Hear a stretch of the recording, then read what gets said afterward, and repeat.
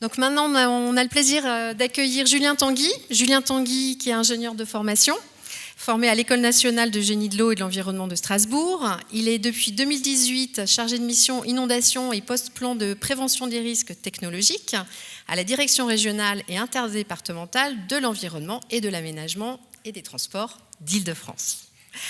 Il va nous présenter les outils qui permettent de connaître la vulnérabilité des établissements aux risques majeurs en s'appuyant notamment sur des exemples franciliens. Merci. Bonjour à tous.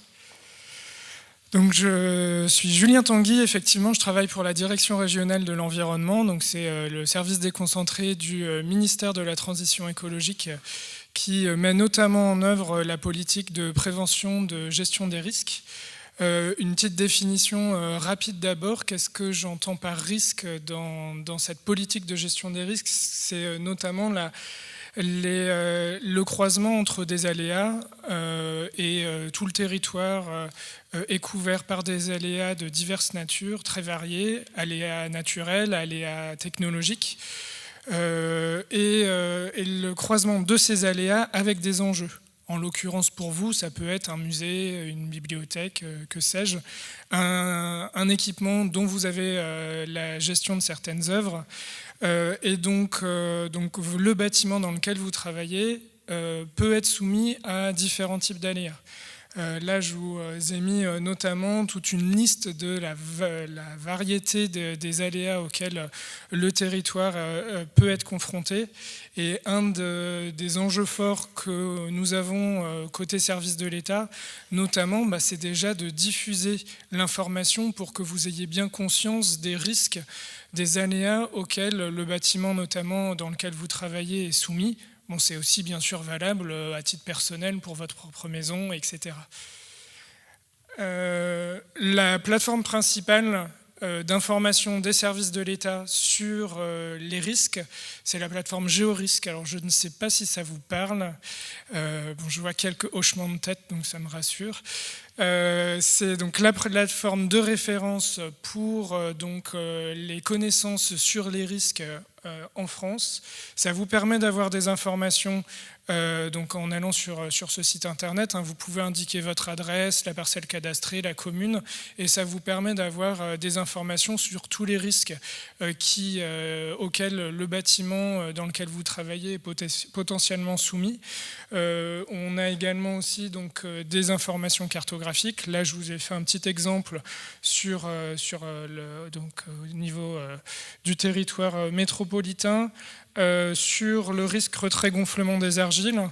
Retrait-gonflement des argiles, ça peut-être un terme un peu technique. En pratique, ça peut être très problématique pour des bâtiments. On est donc dans les secteurs rouge et orange, dans des territoires où en fait, en cas de problématique de sécheresse, les sols peuvent, comme le nom l'indique, bouger et entraîner des problèmes importants sur la structure même des bâtiments.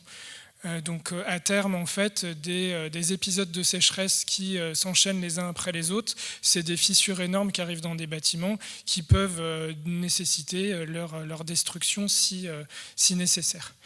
Le site Géorisque précise également les informations sur les réglementations applicables, puisque pour gérer au mieux les différents risques présents sur le territoire, nous pouvons être amenés à mettre en place des réglementations, les plans de prévention des risques notamment, qui peuvent exister sur différents risques.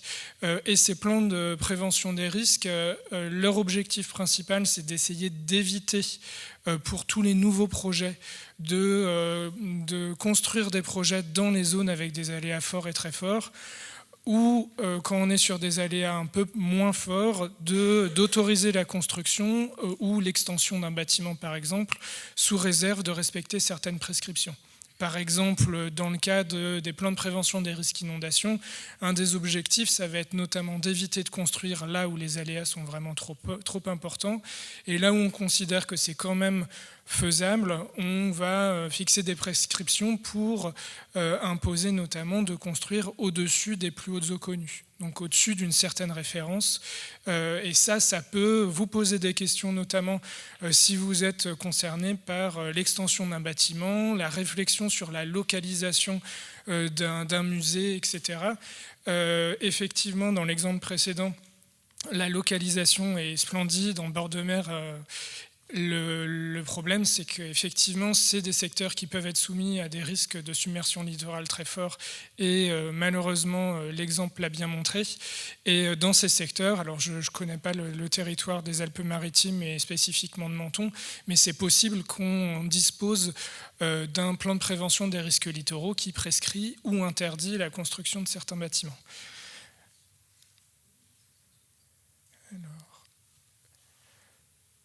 Donc, je vous précisais, l'objectif de mon intervention, c'est surtout de vous amener à avoir des outils donc, pour connaître en fait votre vulnérabilité. Donc, la plateforme principale, c'est effectivement GeoRisque, plateforme nationale. Ça reste indispensable également de se rapprocher en fait des collectivités locales. C'est elles qui ont la connaissance la plus fine de leur territoire.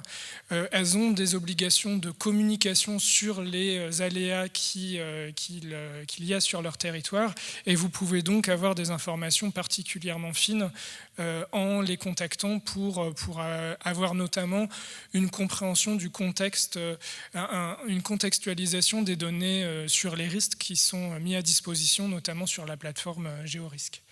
Vous pouvez bien sûr aussi vous rapprocher d'autres ressources, les services de l'État, donc notamment les DREAL, dans lequel moi je travaille en Ile-de-France. Alors elle a un autre petit nom parce qu'en Ile-de-France on aime bien toujours faire un peu différemment, donc la DRIUAT.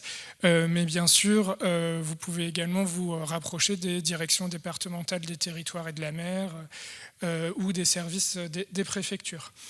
Sur certains risques, on va également avoir des établissements publics qui sont spécialisés et qui peuvent être elles-mêmes productrices de données sur les aléas. Sur le risque inondation, c'est le risque naturel majeur qu'on a en France globalement, en Ile-de-France en particulier aussi, et c'est bien sûr aussi valable dans les départements d'outre-mer. Sur ces données sur les inondations, on a des syndicats de rivières, des établissements publics de bassins qui travaillent beaucoup sur la sensibilisation sur ce risque et sur l'amélioration de la connaissance sur ce risque. Et ce que je vous enjoins aussi à faire, bien sûr, c'est de discuter avec vos collègues, notamment avec les collègues qui sont là depuis longtemps, parce qu'eux, ils ont pu connaître effectivement des épisodes sur le bâtiment lui-même. Alors chaque épisode est différent, chaque crue va être différente, chaque orage va être différent, mais il n'empêche, on peut toujours retenir des informations particulièrement utiles par le retour d'expérience, notamment pour connaître les points de vulnérabilité du bâtiment. Alors, je vais vous parler de l'exemple que je connais le plus parce que c'est sur ce sujet que je travaille principalement. C'est donc la réduction de la vulnérabilité au risque inondation en Ile-de-France. L'inondation en Ile-de-France et notamment l'inondation par débordement des grands cours d'eau, par les crues de la Seine, de la Marne ou de l'Oise, c'est vraiment l'événement qui aura des impacts majeurs sur le territoire. Donc vous avez peut-être en tête la crue historique de 1910 qui fait référence, qui est considérée comme une crue, alors dans le jargon technique, d'occurrence centennale. Ça veut dire qu'à l'époque, elle avait un risque sur 100 d'arriver une fois par an. Il s'avère que pour le moment, en Ile-de-France, on a eu de la chance, on n'a pas eu de nouvelles grandes crues aussi importantes qui a touché tout le territoire et notamment le cœur de la métropole.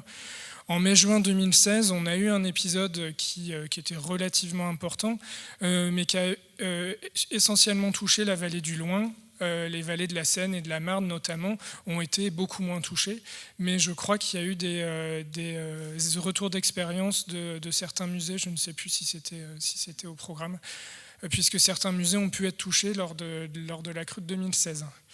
Donc je vous rappelle, c'est vraiment un risque majorant. Le territoire francilien, c'est un territoire extrêmement dense, extrêmement urbain. On a construit beaucoup dans les zones inondables de la Seine et de la Marne. On évalue à 900 000 personnes qui seraient directement inondées en cas de nouvelle crue majeure équivalente à celle de 1910. C'est pas pour vous faire peur, mais cette crue-là, elle va arriver. Alors je ne peux pas vous dire quand. Il y a un risque sur 100, effectivement, tous les ans qu'elle arrive. vous êtes plutôt dans des optiques de travail effectivement sur 20 ou 30 ans dans un même musée. Donc autant dire que le risque qu'une telle crue arrive sur le bâtiment dans lequel vous travaillez, c'est plus un risque sur 100 que vous deviez le subir dans votre vie professionnelle. Forcément, c'est un risque qui va être d'autant plus fort, et c'est pour ça que c'est un risque qui est important de réfléchir, notamment dans le cas spécifique de l'Île-de-France, parce que pour les crues, par débordement de la Seine et de la Marne, on a de la chance par rapport à certains autres territoires sur le risque inondation d'avoir des crues qui sont considérées relativement lentes et d'avoir des crues pour lesquelles on peut prévoir relativement en avance qu'on va vraiment avoir des problèmes et que votre bâtiment peut être inondé. Et ça, bon, je ne connais pas extrêmement en détail les spécificités et la logique des plans de sauvegarde des biens culturels, mais ce que j'ai retenu, c'est que ce n'était pas tellement des documents qui étaient dans des objectifs d'essayer de déplacer tous les biens culturels pour éviter qu'ils soient endommagés, mais plutôt de réagir à des sinistres qui sont arrivés. Donc il y a des territoires comme l'Île-de-France qui ont la chance, entre guillemets, d'avoir des risques vraiment importants pour lesquels vous pouvez réagir et éviter certains dommages. Et quand on voit l'expérience qu'il y a pu avoir juste avant, il y a pu avoir une alerte effectivement sur un risque submersion. C'est un risque qui est peut-être plus difficile à évaluer, mais il n'empêche... en ayant une bonne connaissance de la vulnérabilité de vos bâtiments aux différents risques, certains risques, c'est des risques pour lesquels vous pouvez avoir une alerte en préalable et donc mettre en place des mesures pour essayer de réduire les dommages. Et ça, c'est quelque chose sur lequel on essaye d'insister, notamment dans le cadre spécifique du risque inondation en Île-de-France. Ce qu'il faut aussi avoir en tête, c'est qu'il n'y a pas que les impacts directs associés à une crue pour l'Île-de-France. On a tous les impacts indirects sur un territoire très dense aussi, liés au dysfonctionnement des réseaux. Et un dysfonctionnement, un arrêt de l'électricité dans un musée pour lequel vous avez des œuvres notamment où vous devez avoir un taux d'hygrométrie particulièrement bien maîtrisé, c'est des informations qu'il faut aussi avoir en tête. Donc avoir cette information sur le risque indirect qui peut être occasionné, votre musée il peut ne pas être inondé, c'est pas pour ça qu'il ne sera pas concerné par les impacts indirects de la crue et que vous ne pouvez pas avoir des problèmes sur la sauvegarde des biens culturels que vous avez à gérer, notamment donc dans le cadre de l'arrêt de l'électricité. Donc on a développé des outils au sein de la DRIEAT à l'intention notamment des établissements culturels. Donc dans la diapo, il y a un lien cliquable, j'ai mis la documentation à la fin aussi. C'est un outil donc, qui est d'abord pensé effectivement pour le diagnostic et la prise en compte de certaines mesures organisationnelles et structurelles pour essayer de réduire ce risque pour les crues lentes en Île-de-France. Après, c'est un outil qui est applicable pour les autres territoires qui sont également soumis à des crues lentes. Je peux penser à toutes les vallées qui sont donc concernées par des grands cours d'eau comme la vallée de la Loire ou le haut de la vallée du Rhône. Un outil spécifique à l'Île-de-France, et ça c'est vraiment une petite particularité, une chance que vous pouvez avoir pour les personnes qui vivent en Île-de-France, c'est les travaux qu'on a pu faire justement avec les opérateurs de réseau pour arriver à visualiser en fait les secteurs qui seront impactés indirectement par les inondations de la Seine et de la Marne. Donc là, sur cette carte, vous voyez en rouge les secteurs pour lesquels il y aura des dommages potentiels, des impacts potentiels sur vos bâtiments parce qu'ils seront dans des secteurs, dans des zones de fragilité de réseau. Donc ça pourrait vous amener en vous disant « je ne suis pas effectivement en zone inondable », c'est déjà une bonne nouvelle, mais ce n'est pas pour ça que je ne vais pas être concerné par d'autres problématiques et ça peut m'amener à poser des questions. Et je rejoins ce que disait le précédent intervenant. Dans le cadre effectivement de cette analyse de la vulnérabilité, vous pouvez être amené à vous dire « effectivement, moi j'ai de la chance ». Je suis assez peu concerné par le problème, mais j'insiste aussi sur tout l'intérêt de la discussion en réseau pour se dire, et ça c'est un cas assez aussi spécifique aux inondations en Île-de-France, quand on aura cette inondation majeure centennale en Île-de-France, je préfère vous prévenir tout de suite, les services de secours, ils seront submergés et ils ne vont pas aller dans vos musées. Vous allez être tout seul. Parce qu'ils vont devoir gérer l'évacuation des hôpitaux, des maisons de retraite. Vous n'allez pas être prioritaire, les services de secours, ils vont être vraiment submergés. Donc il faut vraiment que vous pensiez, pour la gestion de cette crue majeure, à gérer en autonomie, notamment, je sais que dans 2-3 jours, mon bâtiment il va être inondé, donc je ferme mes portes, je demande à tous mes collègues en interne de relever leurs manches pour essayer de déplacer les œuvres dans des niveaux qui ne seront pas inondés, ou si tous les niveaux sont inondés, de les déplacer ailleurs. Et je passe des coups de fil effectivement aux collègues qui ont des réserves, qui me permettent de mettre en sécurité mes œuvres dans de bonnes conditions pour qu'ils me passent un coup de main. C'était une bonne nouvelle.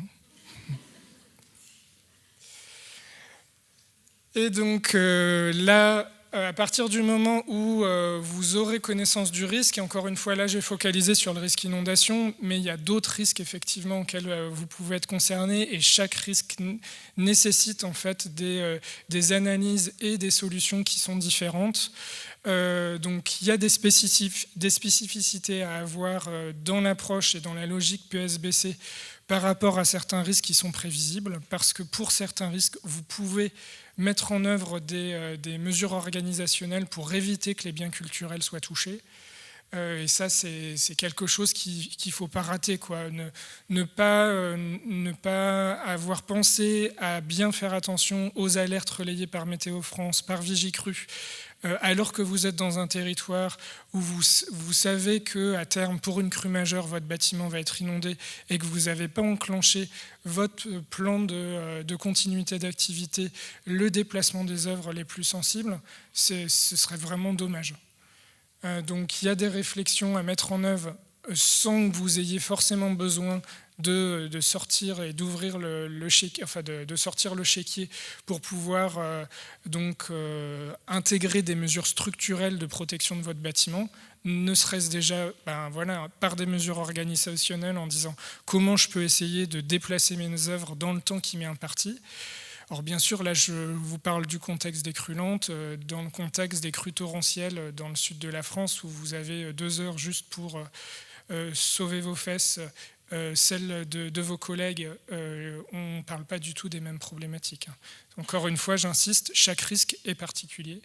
Et donc si vous avez la chance d'avoir une petite enveloppe pour pouvoir essayer de réduire la vulnérabilité du bâtiment, il y a certaines solutions qui peuvent effectivement essayer soit de limiter les entrées d'eau par exemple dans le bâtiment en mettant en place des clapets anti-retour pour éviter que par exemple les eaux de la crue remontent par les réseaux d'assainissement donc par les sous-sols et inondent par les sous-sols, mettre en place des protections sur les portes, sur les fenêtres, etc.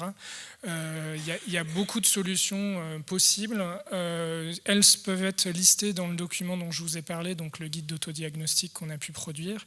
Et puis, si vous avez même beaucoup de sous, vous pouvez aussi faire intervenir des spécialistes qui vont vous aiguiller là-dessus pour faire un diagnostic de vos bâtiments et hiérarchiser les solutions qui sont les plus pertinentes pour essayer de limiter les dommages. Et je pense être également dans le timing. Est-ce que ça a généré des questions fortes de votre part? Je ne crois pas que ce soit le format. Après plutôt? Très bien.